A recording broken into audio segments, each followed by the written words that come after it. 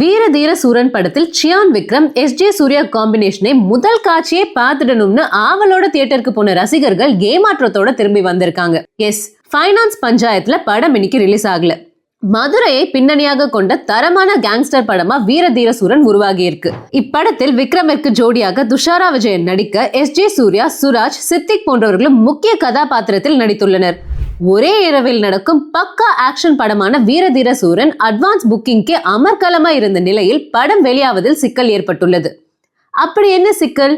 இப்படத்திற்கு மும்பையை சேர்ந்த B4U என்ற தயாரிப்பு நிறுவனமும் ஃபைனான்ஸ் பண்ணியிருக்கு. இதனால் படத்தின் டிஜிட்டல் உரிமையை HR பிக்சர்ஸ் நிறுவனம் சார்பில் தயாரிப்பாளர் ரியா ஷிபு எழுதி கொடுத்துள்ளார். ஆனால் படத்தின் OTT உரிமை இதுவரை விற்கப்படாத நிலையில் படக்குழு ரிலீஸ் தேதியை அறிவித்து ரிலீஸுக்கும் தயாராகிவிட்டது. இந்த நேரத்தில் ரிலீஸ் தேதியை அறிவித்ததால் படத்தின் OTT உரிமையை விற்க முடியவில்லை. இப்படத்திற்கு முதலீடு செய்த தொகையில் 50% தங்களுக்கு நஷ்டம் என B4U நிறுவனம் டெல்லி உயர் நீதிமன்றத்தில் வழக்கு தொடர்ந்தது. வழக்கை விசாரித்த டெல்லி உயர் நீதிமன்றம் இன்று காலை 10:30 வரை வீரதீர சூரன் படத்தை வெளியிடக்கூடாது என இடைக்கால உத்தரவை பிறப்பித்திருந்தது. மீண்டும் இந்த வழக்கு இன்று விசாரணைக்கு வந்ததில் B4U நிறுவனத்திற்கு 7 கோடி ரூபாயை உடனடியாக டெபாசிட் செய்யவும் அனைத்து ஆவணங்களையும் 48 மணி நேரத்திற்குள் தாக்கல் செய்யவும் உத்தரவு பிறப்பித்துள்ளது.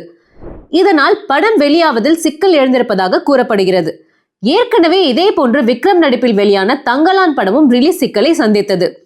விக்ரம் நடிப்பில் நீண்ட நாள் கிடப்பில் இருக்கும் துருவ நட்சத்திரம் இதே பிரச்சனையை சந்தித்து வருகிறது. இதுவரை இப்படத்திற்கான பஞ்சாயத்து ஓய்ந்த பாடில்லை. இப்போது வீரதீர சூரன் படமும் ரிலீஸ் சிக்கலை சந்தித்துள்ளது.